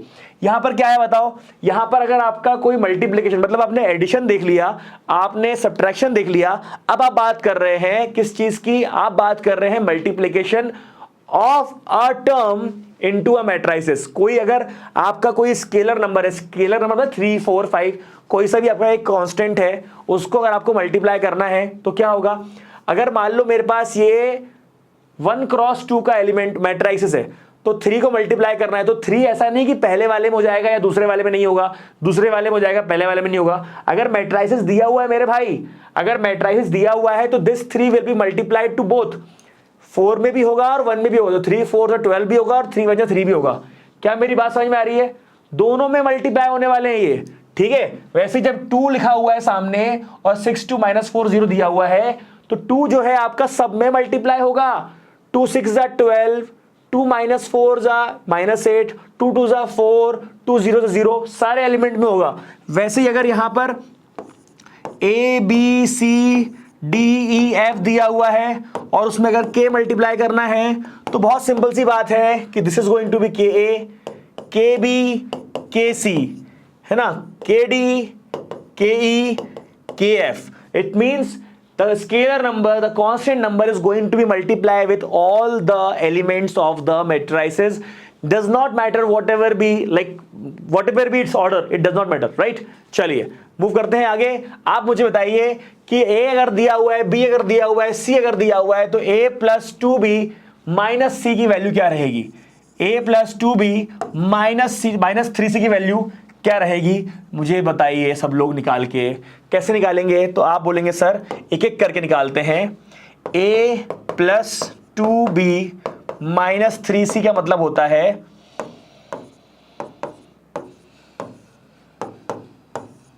2B मतलब 2 सारे एलिमेंट मल्टीप्लाई हो जाएगा, -2 × 2 -1 × 2 1 × 2 2 × 2, तो -2 × 2 is -4 -2 2 + 4 -3C। तो 3C क्या होता है, 3 × 0 तो 0, 3 3 = 9, 3 2 = 6 एंड 3 × -1 -3। क्या मेरी बात समझ में आ रही है? इस तरह से आप इसको बड़े आराम से सॉल्व कर सकते हैं। अब यहां पर क्या होगा जरा बताइए, यहां पर आपने इसको एक साथ लिख दिया तो 1 + -4 -0 और यहां पे 2, समझ में आया कि नहीं आया आपको, अरे खेल समझ में आया। This 2 will be added to this, will be added to this subtracted में भी, है ना, क्लियर है। तो यहां पर क्या हुआ, अगला एलिमेंट क्या हुआ 2 -2 -9, ठीक है। यहां पर क्या हुआ, यहां पर क्या हुआ -2 + 2 -6 माइनस, और यहां पे कितना आया 3 + 4 -3। अरे हाया ना। सो this is how you will get the value, final value will be what, final value will be what, 1 - 4 is -3 -9 and -6 and 3 + 3 is 6, 6 + 4 10। तो this is your final answer, this is going to be your final answer। I hope you are getting it, so give me a thumbs up, give me a thumbs up। एक बार अच्छे से देख लो और मुझे बताओ क्या आप लोगों को समझ में आ रहा है, क्या आपको हर चीज जो बता रहा हूं अभी तक वो समझ में आ रही है। बी कोई बताइए, बोलिए बेटा, is it clear? Yes, I hope सबको ये यहां तक तो समझ में आ गया होगा। चलिए ठीक है, तो moving ahead with our next question. आपको बोला गया है क्या? आपको बोला गया है गिवन मैट्रिक्स ये है, बी दिया हुआ है, find X such that a plus 2x। तो यहां पर क्या होगा, a plus 2x is equal to B है, तो 2x इज इक्वल टू क्या हो गया, b माइनस ए, और x इज इक्वल टू क्या हो गया, 1/2 b minus A. That's it. तो कोई बड़ी बात है क्या? कोई बड़ी बात नहीं है। तो हम x की जब वैल्यू निकालेंगे तो 1/2 पहले ही लिख देंगे और ये सॉल्व हो भी जाएगा, क्योंकि इसका ऑर्डर भी क्या है, 1 क्रॉस 2 है, इसका ऑर्डर भी क्या है, 1 क्रॉस 2 है। यस और नो? क्योंकि दोनों का ऑर्डर सेम है तो इसका आंसर भी बन जाएगा। जब ऑर्डर सेम है तो इसका आंसर बन जाएगा। मैं बोर्ड से हट रहा हूं और आप मुझे बताओ कि क्या आप सभी का ये सॉल्व हो जाएगा आराम से? बताओ बेटा, are you able to solve this? तो यहां पर क्या आंसर आएंगे, यहां पर आपको b माइनस ए की वैल्यू निकालनी पड़ेगी। b माइनस ए मतलब -1 -5 7 -3, ठीक है। और यहां पर जो है आपका इसी तरह से आंसर आ जाएगा। ठीक है, अब 1/2 जो रहेगा वो ऊपर भी डिवाइड होगा, मतलब -6/2 इस तरह से, और यहां पर भी डिवाइड होगा मतलब 10/2। क्लियर है कि नहीं? अब यहां पर जो आंसर रहेगा that is -3 and here you have 5। तो this is going to be your final answer. तो give me a thumbs up if you understood till now. चलिए अब बात करते हैं सबसे ज्यादा परेशान करने वाले कॉन्सेप्ट की, जिसको बोलते हैं मल्टीप्लिकेशन ऑफ मैट्रिसेस। दोस्तों यह बात आपको समझनी बहुत जरूरी है कि मल्टीप्लिकेशन में और एडिशन सब्ट्रैक्शन में थोड़ा डिफरेंस होता है। इसमें पहले की तरह नहीं है कि भैया एडिशन सब्ट्रैक्शन है तो दो सेम ऑर्डर के मैट्रिक्स लाए और करस्पॉन्डिंग एलिमेंट को ऐड कर दिया या सब्ट्रैक्ट कर दिया, ऐसा नहीं है। ये थोड़ा सा डिफरेंट होता है। यहां पर क्या हुआ, आपके पास अगर ये मल्टीप्लिकेशन ऑफ मैट्रिक्स दिया हुआ है, ए भी दिया हुआ है, तो इसमें सेम ऑर्डर के भी मल्टीप्लाई हो जाते हैं और डिफरेंट ऑर्डर के भी मल्टीप्लाई हो जाते हैं। जी हां, बिल्कुल सही सुना आपने, सेम ऑर्डर के भी इसमें मल्टीप्लाई हो जाते हैं और डिफरेंट ऑर्डर के भी मल्टीप्लाई हो जाते हैं। लेकिन डिफरेंट ऑर्डर के जब रहते हैं तो कुछ कंडीशंस रहती हैं। वो कंडीशन क्या रहती हैं वो मैं आपको थोड़ी देर बाद बताऊंगा। अभी मैं आपको मल्टीप्लाई करना सिखाता हूं सेम ऑर्डर के दो मैट्रिसेस। आपके पास ए और बी दिया हुआ है, दोनों के ऑर्डर जो है वो सेम है, ये भी 2 क्रॉस 2 है, ये भी 2 क्रॉस 2 है। बिना किसी परेशानी के ये दोनों आपस में मल्टीप्लाई हो सकते हैं। तो आपने क्या किया, ए बी लिखा, तो ए बी को आपने जब भी मल्टीप्लाई करना होगा तो आपको कुछ रूल लगाने पड़ेंगे कि भाई पहला एलिमेंट जो है, यहां पर पहला एलिमेंट जो है और ये वाला एलिमेंट है, ये दूसरा मैट्रिक्स और पहला मैट्रिक्स है, इसमें कुछ ट्रांसफॉर्मेशन का चेंज आता है कि पहले वाले मैट्रिक्स में हम लोग रो वाइज ऑपरेशन करते हैं और दूसरे वाले मैट्रिक्स में हम लोग कॉलम वाइज ऑपरेशन करते हैं। सर नहीं समझ में आया। पहली चीज तो ये कि जब इसको मतलब जब 2 क्रॉस 2 को 2 क्रॉस 2 से मल्टीप्लाई करोगे तो हमारे पास जो रिजल्ट आएगा दोस्तों, जो रिजल्ट आएगा वो भी क्या रहेगा, that will also be of 2 cross 2। अरे जब 2 क्रॉस 2 को 2 क्रॉस 2 से मल्टीप्लाई करेंगे तो उसका रिजल्ट भी 2 क्रॉस 2 रहेगा, हाँ है ना। लेकिन अब मेरी बात ध्यान सुनो, यहां पर क्या हुआ, ये जो पहला मैट्रिक्स है इसमें रो ऑपरेशन चलता है और दूसरे मैट्रिक्स में कॉलम ऑपरेशन चलता है। ये बात ध्यान देने वाली बात है। क्या है यहां पर 3 मल्टीप्लाई होता है 1 से, 3 × 1 प्लस 4 × 3, 3 × 1 प्लस 4 × 3। क्या मेरी बात समझ में आ रही है? क्या मेरी बात समझ में आ रही है? तो 3 × 1 प्लस 4 × 3 कर आपके पास आएगा पहला एलिमेंट। टोटल 4 एलिमेंट आने वाले हैं, लेकिन पहला एलिमेंट रहेगा 3 × 1 प्लस 4 × 3। जब हम लोगों को यहां वाला एलिमेंट लिखना रहेगा तो पहले फिर से रो ऑपरेशन चलेगा। पहले वाले मैट्रिसेस में हमेशा हमेशा हमेशा रो ऑपरेशन ही चलेगा और दूसरे वाले में हमेशा हमेशा हमेशा कॉलम ऑपरेशन चलेगा। ठीक है, अच्छा सर, अब जब ये वाले एलिमेंट से करेंगे तो हमारा उस तरफ वाला आएगा, बिल्कुल सही। तो 3 × 2 दैट इज 6, यस और नो? चाहे तो लिख दो अच्छी तरह से, 3 × 2 यस और नो, एंड 4 3 इंटू 2 और 4 4 जा 16, मतलब 4 इंटू 4 ऐसा। नीचे वाला एलिमेंट, नीचे के दो एलिमेंट कैसे लेके आए? नीचे के दो एलिमेंट लाने के लिए आप लोगों को यहां पर 5 इंटू 1, 5 इंटू 1, तो यहां पे आ गया 5 into 1 plus 0 into 3 plus 0 into 3, कुछ ऐसा आ जाएगा। क्या आएगा? 5 इंटू 1 प्लस 0 इंटू 3 ऐसा आएगा। अब यहां बात करें तो 5 into 2, 5 into 2 plus 0 into 4, 5 into 2 plus 0 into 4, अरे हाँ या ना, 5 इंटू 2 प्लस 0 इंटू 4, इस तरह से आपके चार एलिमेंट आ गए। तो फाइनल आंसर कैसे निकालते हैं? 3 1 जा 3 और 4 3 या 12, तो 3 प्लस 12 इज 15, 3 2 जा 6, 4 4 जा 16, तो 6 प्लस 16 इज 22, 5 1 जा 5 एंड 0 प्लस इंटू तो 5 ओनली, एंड 5 2 जा 10, 0 इंटू 4 इज 5 2 जा 10 only. I hope it is clear to you and I hope आपको ये पूरा समझ में आ गया होगा। यस और नो? यस और नो? क्लियर है कि नहीं मुझे बता दो। यहां पर आपको दिक्कत तो नहीं आई थी? यहां पर क्या करा था हम लोगों ने, जब इसको सॉल्व कर रहे थे, इसको मिटा रहा हूं फिलहाल मैं, जब इसको सॉल्व कर रहे थे और ये लिख रहे थे तो 5 इंटू 1 0 इंटू 3, तो 5 इंटू 1 0 इंटू 3, और जब इसको सॉल्व करा तो 5 इंटू 2 और 0 इंटू 4, इस तरह से आपने बड़े आराम से आंसर निकाल दिया था। ठीक है, अभी और क्वेश्चन करेंगे, टेंशन मत लो, अभी बहुत सारा मल्टीप्लीकेशन की प्रैक्टिस करेंगे and you need to do multiplication की प्रैक्टिस ढेर सारी। ठीक है, चलिए अब बात करते हैं फिर से। यहां पर आपके पास दिया हुआ था तो हमने क्या किया था, देखो जरा फिर से यहां पे एक बार देख लो कि 3 और ये मैंने आपको कहा था पहले से ही कि ये रो ऑपरेशन, ये कॉलम ऑपरेशन, और जो पहला एलिमेंट आया वो कुछ इस तरह से आया था। एक बार अच्छे से देख लो और एक बार थम्स अप मार दो अगर आपको मल्टीप्लिकेशन का 2-3% भी समझ में आया हो तो थम्स अप मार दो, क्योंकि अभी हम इतनी बार मल्टीप्लाई करेंगे कि आपको सब कुछ बड़े आराम से समझ में आ जाएगा। ठीक है, चलिए अब बात करते हैं थोड़ा सा आगे की। आपके दिमाग में सवाल ये आया था कि सर आपने हमेशा बताया कि यहां पहले वाले में रो ऑपरेशन करा जाएगा और दूसरे वाले में कॉलम ऑपरेशन करा जाएगा। सर ये तो बड़ी नाइंसाफी है, पहले में अलग दूसरे में अलग। इसका मतलब जब ए बी किया तो ए में रो ऑपरेशन, बी में कॉलम ऑपरेशन। तो सर अगर बी ए करूंगा तो अब बी में रो ऑपरेशन करना पड़ेगा और ए में कॉलम ऑपरेशन करना पड़ेगा। मैंने कहा हाँ, तो सर ये तो बहुत सीधी सी बात है कि अगर ए में और बी में सेम ऑपरेशन नहीं कर रहे हैं, क्योंकि आपने ए बी किया और दूसरी बार बी ए किया, इसका मतलब ए बी और बी ए की वैल्यू बराबर नहीं आएगी। मैंने कहा बिल्कुल सही बोला आपने। यहां पर यही बात जानने की है बेटा कि here you should know that A B की value may not be equal to B A.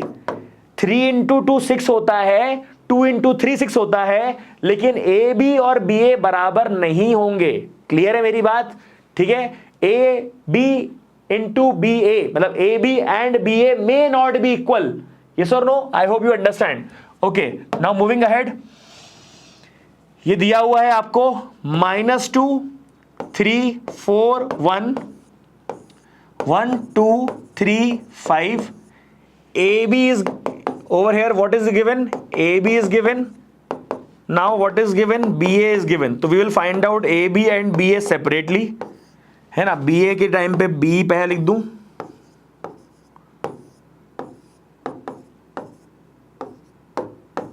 Okay okay. चलिए अब हम बड़े प्यार से, बड़े प्रेम से, संयम के साथ इसको मल्टीप्लाई करने की कोशिश करते हैं। हर बार याद दिला रहा हूं मैं आपको, ये किसका ऑर्डर था? 2 क्रॉस 2। ये क्या ऑर्डर था? 2 क्रॉस 2। तो यहां पर भी ऑर्डर क्या होगा? 2 क्रॉस 2, है ना। ये भी ऑर्डर 2 क्रॉस 2, ये भी ऑर्डर 2 क्रॉस 2, तो यहां पर भी जो आंसर होगा that will B 2 cross 2। Clear है नाउ? अरे यस और नो? क्या मेरी बात क्लियर चल रही है दिमाग में? ठीक है, अब बताओ row operation then column operation. तो -2 into 1 is -2, 3 into 3 is 9, -2 into 2 is -4, 3 into, अरे हाँ या ना, 3 into 5 is 15। Clear? Similarly 4 into 1 is 4, 1 into 3 is 3। Clear? 4 2 जा 8 plus 1 into 5 is 5. Similarly, when we move to this, 1 into -2 is -2, 2 into 4 is 8, 1 into 3 is 3 plus 2 into 1 is 2. 3 into 2 is minus 6 plus 5 into 4 is 20. 3 into 3 is 9 plus 5 ones are 5. Very easy. Now, are we getting the same answer? Let me check. 7 it is, 11 it is, 7 and it is 13. Over here it is 6, 5, 14 and 14. तो भैया आपको समझ में आ गया कि ये पूछ रहा है सवाल में कि क्या ए बी और बी ए बराबर हैं? नो, दे आर नॉट बराबर, है ना? अरे हाँ या ना? क्लियर है कि नहीं? क्लियर है कि नहीं? तो right the conclusion that you draw from the result third. ये थर्ड का रिजल्ट ये था. No, A B is not equal to B A, और we can say A B may not be equal to B A. Clear है? चलिए अब बात करते थोड़ा सा आगे की बात जब हम करेंगे तो आपके पास आएगा कि भाई आपके पास ए क्या दिया है, ये दिया हुआ है, बी क्या दिया हुआ है, ये दिया हुआ है. Find the matrix A B, write the conclusion if any. तो भाई सीधी बात ये है, आपको पहले ए बी निकालना है और फिर देखते हैं क्या होता है. ए बी के लिए दिक्कत वाली बात नहीं है क्योंकि दोनों की ऑर्डर सेम है. सही है ना? दोनों की ऑर्डर क्या है? सेम है. तो let me find out the answer. -3 into 4 -12 plus 3 into 4 plus 12 -3 into 6 -18 3 into 6 18 2 into 4 is 8 -2 into 4 is -8. 2 into 6 is 12. -2 into 6 is -12. So your answer is 0, 0, 0, 0.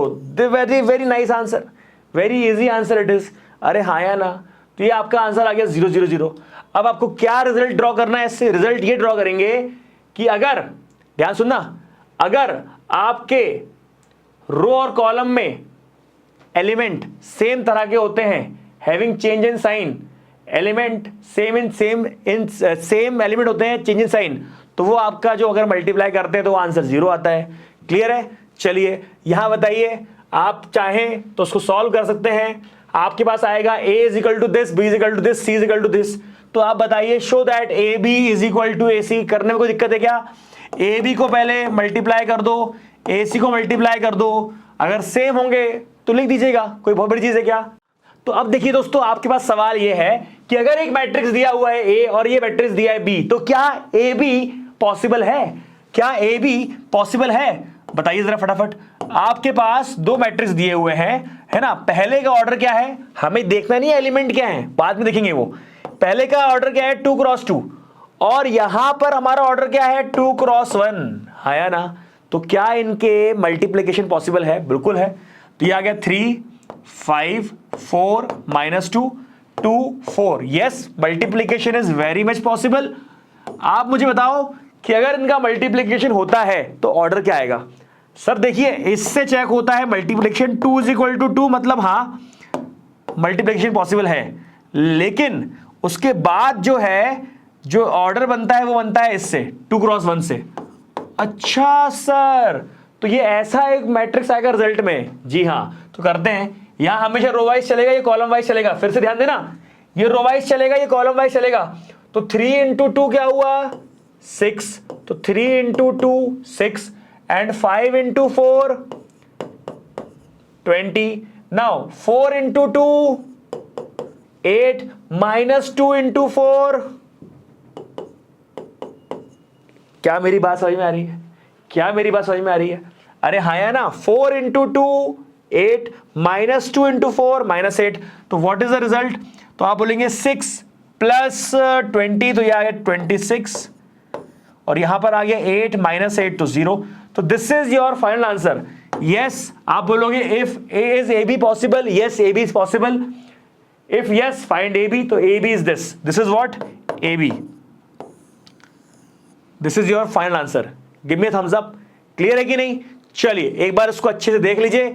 आपको स्क्रीनशॉट लेना है तो स्क्रीनशॉट ले लीजिए और बताइए क्या आपको समझ में आ रहा है. ओके, चलिए मूव करते हैं अगले क्वेश्चन पे. यहां पर बोल रहा है कि sir a plus B A minus B निकालो, उसके बाद ये निकालो। ठीक है, बहुत शानदार सवाल है ये। तो सबसे पहली बात a प्लस बी निकालते हैं। What is a plus B? a plus B is 3 plus 1 4, 2 plus 0 2, 0 plus 1 1, 1 plus 2 5 प्लस 2 is 7. Okay, and what is a minus b? a minus b is again 3 minus 1 2, 2 minus 0 2, 0 minus 1 is minus 1, 5 minus 2 is 3. Okay, तो अब जब इसको multiply करते हैं a plus B a minus B multiply करते हैं तो you will get 4 2 1 7 2 2 minus 1 3, right? 4 to the 8 2, 4 to the 8, 2 into minus 1 is minus 2, 4 to the 8 and 2 into 3 is 6. Clear? Now 1 into 2 is 2, right? And 7 into minus 1 is minus 7. 1 into 2 is 2 plus 7 into 3 is 21. So क्या रहेगा आपका answer? बहुत simple सा answer है। ये आएगा 6, ये आएगा आपका 14, ये आएगा -5, ये आएगा 23. So this is what your answer is. First question का आपको आंसर मिल जाएगा, दैट इज 6 14 -5 23. नाउ आपसे कोई पूछ ले a square minus B square, क्या करेंगे आप? a square minus B square क्या करेंगे आप बोलेंगे सर पहले मैं निकालूंगा a स्क्वायर मतलब a इंटू ए, जो आपको मैंने निकालना सिखाया है पहले भी। अब आप बोलेंगे बी स्क्वायर मतलब बी इंटू बी, तो जो भी आंसर आएगा उसको आप आपस में माइनस कर देंगे। This is how you can find out this. I hope it is clear. और आप फिर फाइंड आउट करके बताएंगे कि क्या A square minus B square और ए plus B A minus B, क्योंकि इसका फॉर्मूला ये है। आप इसको सॉल्व करोगे तो आपको यही मिलेगा। तो ये पूछ भी रहा है क्या A square minus B square same है, तो I am giving you time, take 30 seconds and in 30 second you should be able to find out the answer. Be quick, जल्दी बताइए। ए इंटू ए करना आपके लिए आसान है, बी इंटू बी करना आपके लिए आसान है। जल्दी बताइए कि क्या आपका सेम आंसर आ रहा है, बताइए जल्दी फटाफट।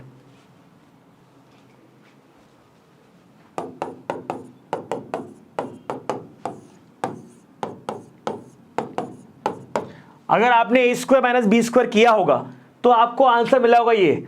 आपने ए प्लस बी माइनस बी किया तो आंसर आया ये। तो क्या दोनों बराबर हैं? जी नहीं, ए प्लस बी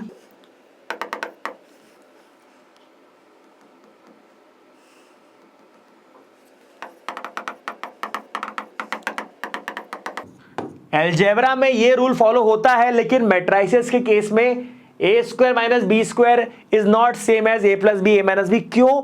सिंपल सा रीजन है भाई कि यार यहां पर सीक्वेंस का जो है अदला बदली हो जाता है कि नहीं? और आपको पता है कि ए बी और बी ए आपके यहाँ पे सेम नहीं होते। तो this is the only reason, that's why A plus B A minus B is not equal to A square minus B square. So I hope it is clear. चलिए move करते हैं सवाल पे। ये जो है बहुत शानदार सवाल है। आप बताइए क्या इनका मल्टीप्लाई पॉसिबल था? वैसे तो हो ही गया है मल्टीप्लाई, आपको तो एक्स और वाई की निकालनी वैल्यू, तभी चेक करते हैं। ये 2 क्रॉस 2 था, ये 2 क्रॉस 1 था, तो यस मल्टीप्लाई पॉसिबल था और ये इसका 2 क्रॉस 1 आना था, जो कि आई गया है। ठीक है, तो लेट्स सी, मल्टीप्लाई करते हैं, देखते हैं आंसर आता है कि नहीं आता। आप बोलेंगे सर नंबर तो दिया ही नहीं हुआ, मल्टीप्लाई कैसे करेंगे? अरे यही तो खास बात है इसमें, ऐसे ही मल्टीप्लाई होता है। ये क्या होगा यहां बताइए? ये रहेगा 3 into x 3x -8 into Y -8y, सही है। 9 into x 9x, 4 into Y 4y। अच्छा सर ये लीनियर इक्वेशन 2 वेरिएबल बन गया क्या? जी हाँ, ये लीनियर इक्वेशन जो है 2 वेरिएबल बन गया। और ये जो है बेटा बच्चे, ये क्या है आपके इक्वल मैट्रिक्स तो नहीं है, लेकिन हाँ सेम ऑर्डर के हैं तो हमने इक्वल कर दिए, सेम ऑर्डर के हैं तो हमने इक्वल कर दिए।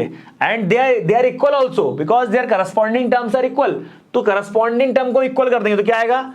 3x minus 8y is equal to -2 and 9x plus 4y is equal to 8। हाँ या ना? अब यहां पे क्या किया मैंने? 3 को मल्टीप्लाई किया। यहां पे मैंने क्या किया? 3 को मल्टीप्लाई किया। अब जैसे ही मैं 3 को मल्टीप्लाई करूंगा मेरे बेटे, तो यहां पे क्या आएगा? 9x minus 24y is equal to -6। और ये दूसरी इक्वेशन मैंने एज इट इज रहने दी, दूसरी इक्वेशन मैंने एज इट इज रहने दी।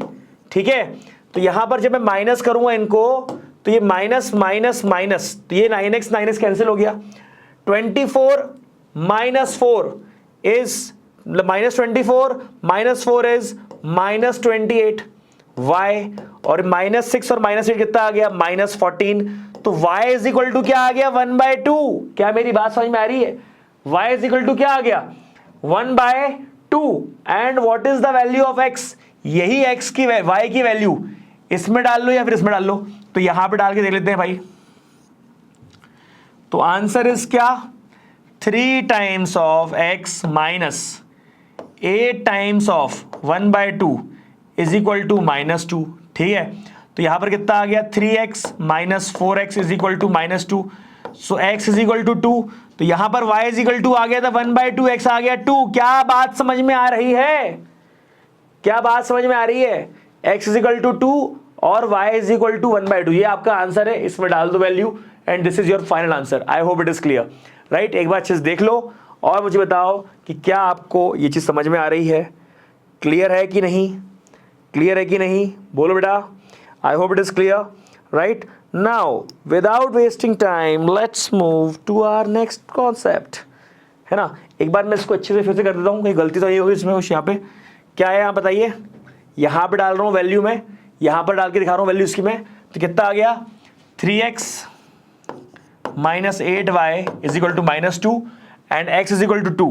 ये 8y था, मैंने शायद से वहाँ पे गलत लिख दिया था। तो 3x माइनस 8y कितनी होती है 2 इज इक्वल टू -2। ठीक है, तो 3x 16 -2 and 3x is equal to -2 plus 16, तो 18 एंड 18 अगर आती है आपकी वैल्यू, अगर 18 आपकी वैल्यू आती है तो x इज इक्वल टू 18 नहीं 14। क्लियर है कि नहीं? अरे हाँ है ना? तो ये इसको आप सॉल्व कर लेंगे तो आपका आंसर आ जाएगा। क्लियर है? चलिए, तो moving ahead to our next part. What is this? This is B C, find the matrix A so that B C is equal to A। अरे वाह, देखिए आपको B मैट्रिक्स दिया हुआ है 1 3 -2 0। इसको A से ऐड, इसको A से मल्टीप्लाई करेंगे तो यू विल गेट 17 7 -4 -8। अरे हाँ या ना? 17 7 -4 -8। तो क्या हुआ यहाँ पे B A is equal to क्या हो गया C हो गया। B A is equal to क्या हो गया C हो गया। अब आपने बोला सर B को A से मल्टीप्लाई किया तो C हो गया, लेकिन सबसे पहले बताओ कि ऑर्डर क्या होगा B का? A का ऑर्डर क्या होगा? ये था आपका था B, this was your B, this was your A and this was your C, right?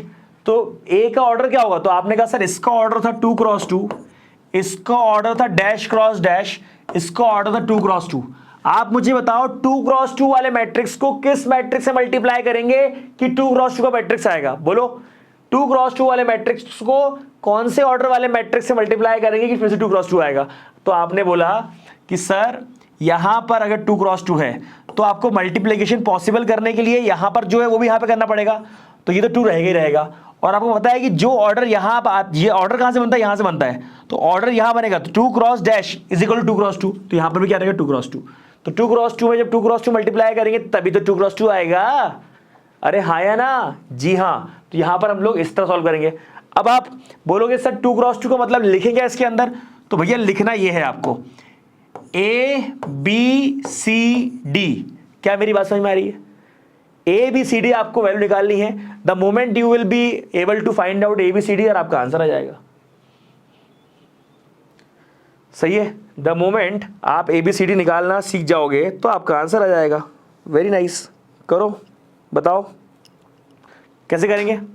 तो आपने कहा सर मल्टीप्लाई करते हैं, तो कितना आ गया 1 इंटू A 1A, कितना आ गया बेटा? तो ये आ गया कितना 1 इंटू A, तो A plus 3 into C 3C, 1 into B B plus 3D, -2 into A -2A and plus 0 C तो 0। क्लियर? -2 इंटू B तो -2B प्लस 0 इंटू D तो D is equal to what 17 7 -4 -8। क्या मेरी बात समझ में आ रही है? क्या मेरी बात समझ में आ रही है? अब यहां पर क्या रहा, आपने लिखा तो a प्लस 3c, अरे ये इक्वल है ना, इक्वल मैट्रिक्स है, तो दिस इक्वल टू दिस, तो a plus 3c is equal to 17, clear.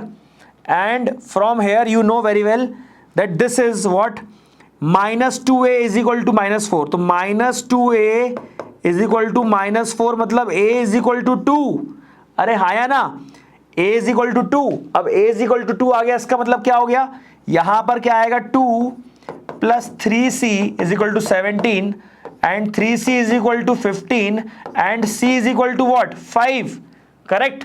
Similarly यहां पर क्या था आपका, यहां पर आपका आया था -2 इंटू बी और 0 इंटू, यहाँ पर 0 आ गया था, तो यहां पर कितना आ गया बताओ, यहां पर आया था 2b, यहां पर b plus 3d is equal to 7 and यहां पर जो आया था वो आया था -2b इज इक्वल टू -8, तो b इज इक्वल टू कितना आ गया 4, b इज इक्वल टू कितना आ गया 4, सो b की वैल्यू 4 डाल देंगे तो कितना आएगा यहाँ पे 4 plus 3d is equal to 7 and 3d is equal to 7 minus 4 and 3d is equal to 3 and d is equal to 1। Now give me the answer. क्या आप सभी को ये वैल्यूज मिल रही हैं? Are you all getting the same values which I am getting right now? Check this out and tell me, check this out and tell me, बताइए मिल रही है क्या सारी वैल्यूज? बहुत बढ़िया। चलिए अब मूव करते हैं आगे। क्या बोल रहा है ये, फाइंड मैट्रिक्स एम, तो आपने कहा सर ठीक है मैट्रिक्स एम निकाल लेंगे, इसका ऑर्डर क्या रहेगा सर, डैश क्रॉस डैश इसका ऑर्डर रहेगा। बहुत ध्यान से सुनना मेरा ये सवाल, बहुत इंपॉर्टेंट है। आई मस्ट से कि मैं एग्जाम में आपसे एक क्वेश्चन जरूर पूछता, मैट्रिक्स फाइंड करने का क्वेश्चन जरूर पूछता, ठीक है। तो now you have to understand कि क्या आपको ये बन रहा है कि नहीं बन रहा है, ठीक है, बताइए, बोलिए। तो दिस इनटू 3 6 -2 -6, ठीक है। इसका ऑर्डर क्या दिया है आपका 2 क्रॉस 2, इसका ऑर्डर क्या दिया है -2 16, मतलब क्या दिया हुआ है, कॉलम क्या है, रो दिया हुआ है, कॉलम दिया है, तो रो कितना दिया हुआ है, रो 1 है, कॉलम कितना है 2, तो 1 क्रॉस 2। आप मुझे बताओ कि इसका ऑर्डर कैसे निकालोगे, इसका ऑर्डर कैसे निकालोगे? मल्टीप्लिकेशन पॉसिबल हुआ तो कैसे हुआ होगा, पता लग गया आपको, रिजल्ट दिया हुआ है तो वहां से ऑर्डर निकालो। बताओ, बी क्विक, बोलो मेरे लाल, क्या रहेगा ऑर्डर? तो आपने कहा सर बहुत सिंपल सी बात है, कैसी बातें कर रहे हैं आप। ऑर्डर देखिए आप, ये दोनों का सेम होना बहुत जरूरी होता है। सर ये पक्की बात है कि 2 होगा तभी तो ये ऑर्डर मल्टीप्लाई हुआ होगा, है ना। और सर इन दोनों से ये जो होता है ना, यही यहां पर आता है, तो ये 2 है, मान गए, तो ये वाला 1 कहां आएगा, यहां आएगा। अरे सर सारे धागे खुल गए। तो 1 क्रॉस 2 दिखता कैसा है, ये x और y ऐसा, हाँ है ना। अरे हाँ सर अब तो बन गया। क्या करेंगे, मल्टीप्लाई करो दिस इनटू दिस, अरे हाँ है ना, तो आएगा भी ऐसा ही मैट्रिक्स, और that will be equal to -2, 16, हाँ है ना। तो x इंटू 3, सो 3x है ना, plus y into -2 is -2y, पहला एलिमेंट ही आ गया। अब x इंटू 3 इज 6x, है ना, x into 6 is 6x and -8y, clear है। अब 3x -2y is equal to -2, है ना, और 6x -8y is equal to 16, है ना। साइमल्टेनियस इक्वेशन सॉल्व करना आपके लिए बड़ा आसान है, लेकिन फंसोगे आप सिर्फ ये मल्टीप्लाई करने में अगर, तो एक बार फिर से ये क्वेश्चन पूरा कर लेना, फिर से वीडियो को दोबारा चला लेना, लेकिन do not miss out solving this question, है ना। बहुत इंपॉर्टेंट जो है ये क्वेश्चन है आपका। आपने कहा ठीक है सर, अब ये हुआ कितना, आपने बोला सर इसको 2 से मल्टीप्लाई कर दो, तो आपकी जो नई इक्वेशन है वो, इसको आपने जैसे ही आपने इसको 2 से मल्टीप्लाई किया, है ना, जैसे ही आपने इसको 2 से मल्टीप्लाई किया तो आपकी नई इक्वेशन क्या हुई, 6x minus 4y is equal to -4, यहां पर हो गया 6x minus 8y is equal to 16, काट देते हैं सब कुछ, 6x कैंसिल हो गया, कितना हो गया, ये माइनस किया था अपन ने, ये प्लस हो जाएगा, ये माइनस हो जाएगा, तो -4y प्लस 8y कितना हुआ, ये 4y हुआ, ये कितना हुआ बताओ, ये आपने सॉल्व किया तो आपके पास आ गया ये -20, तो y की वैल्यू आ गई। अब y की वैल्यू क्या आई एक बार सोचो, फिर बताओ x की वैल्यू, बी क्विक। तो यहां पर आएगी y की वैल्यू -5, और इसी वैल्यू को आप चाहें तो इसमें सब्स्टिट्यूट कर दें। Let's see what is the answer. तो आपके पास आएगा यहां पर answer 3x minus twice of -5 is equal to -2, that is 3x minus 10 is equal to -2, और यहां पर 3x इज इक्वल टू आएगा -2 प्लस 10, तो आपके पास यहां पर भी आंसर आ जाएगा। आई hope it is clear, right. तो आई होप आप लोगों ने इस तरह से यहां पे सॉल्व कर लिया होगा और सबका जो है यहां पे आपका आंसर आ गया होगा। तो tell me what is your answer, be quick. क्या आप लोगों का आंसर आ रहा है, फटाफट बता दो, जल्दी से तेजी से बताओ क्या आंसर आएगा आप लोग का। तो यहां पर आप लोग का आंसर क्या आने वाला है, जल्दी बताइए, बोलिए बेटा जी। That is +12, this is -12, so x is equal to -4। So आपके जो x और y की जो वैल्यू है बेटा, x और y की वैल्यू आएगी आपकी -4 and -5। So these two are the elements for that. I hope it is clear.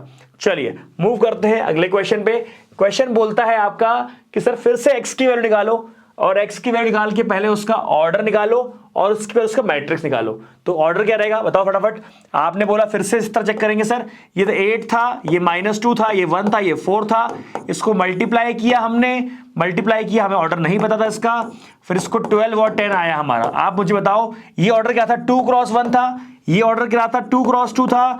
जल्दी से कमेंट में चैट बॉक्स में डालो कि इस क्वेश्चन में क्या रहेगा ऑर्डर, जल्दी बताइए, बताइए क्या रहेगा ऑर्डर। सर बहुत सिंपल सी बात है सर, ये जो बराबर है इसके तो ये 2 होगा ही होगा, करेक्ट। और सर बहुत सिंपल सी बात है, ये 2 और डैश है, और 2 और डैश से बनता है 2 क्रॉस 1, है कि नहीं। तो यहां पर भी क्या रहेगा, 1 रहेगा। अरे सर डन हो गया सर, खत्म, खेल खत्म हो गया इसका। अब क्या लिखेंगे यहाँ पे, 2 क्रॉस 1 है इसका मतलब फिर से आपको x और y की वैल्यू निकालनी है।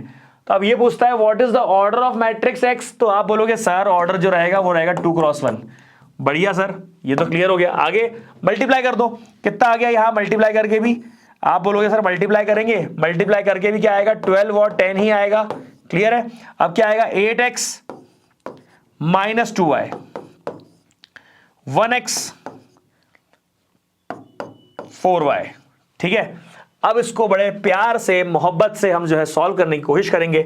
यहां पर आपका आंसर आया था 8x minus 2y is equal to 12, यहां आया था आपका x plus 4y is equal to 10।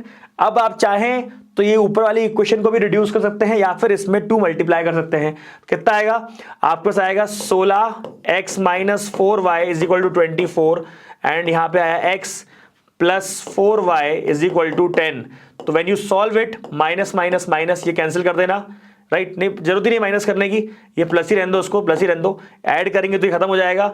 और यहां पर जो है आपका आएगा 17x और यहां आएगा 34, x इज इक्वल टू 2। तुम्हारा आंसर आ गया x इज इक्वल टू 2, ये x इज इक्वल टू 2 आप चाहो तो इसमें डाल लो।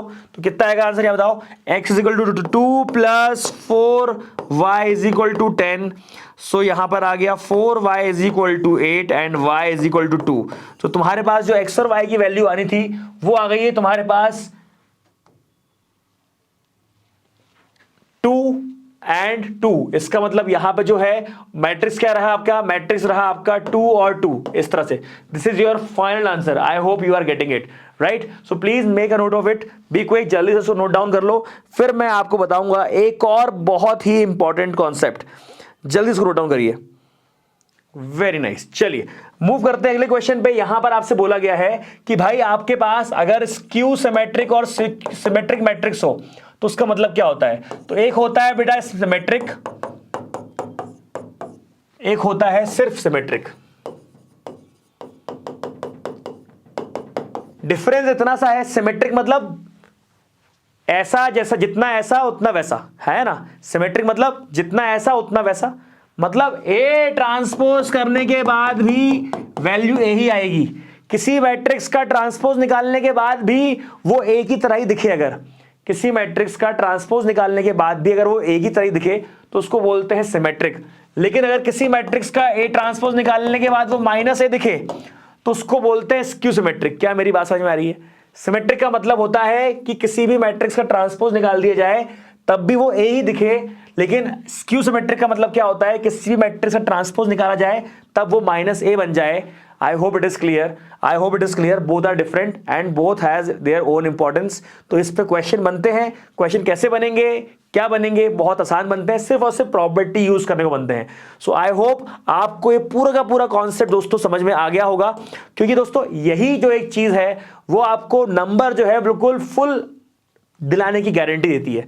ये टॉपिक ऐसा है कि आपको हर बार बच्चा मैट्रिक्स और डिटरमिनेंट में तो फुल कॉन्सेप्ट मतलब इतना अच्छा पढ़ के जाता है कि नंबर पूरे ही आते हैं। तो आई होप कि सारे बच्चों को समझ में आया होगा। तो दोस्तों अगर आप लोगों को ये वीडियो पसंद आया हो, अगर आपको लगता है कि आपने जितना भी मेरे से पढ़ा आज, जितने भी देर आपने मेरे साथ नोटबुक के साथ मेहनत करी, अगर आपको लगती है कि वीडियो के एंड में आपके लिए वो यूजफुल रही है, तो प्लीज इस वीडियो को जितना हो सके उतना लाइक एंड शेयर करिए। आपके सपोर्ट से ही हमारा चैनल जो है वो इंडिया के टॉप चैनल में से आ गया है, और अब हमें आपके सपोर्ट की और भी ज्यादा जरूरत है ताकि हम आपको फ्री ऑफ कॉस्ट कंटेंट पहुंचा पाए कंटिन्यूअसली। तो आज के लिए इतना ही। उम्मीद करता हूं कि आपको सब समझ में आया होगा, मजा आया होगा। मिलते हैं अगले वीडियो में, तब तक के लिए जय भारत, जय हिंद।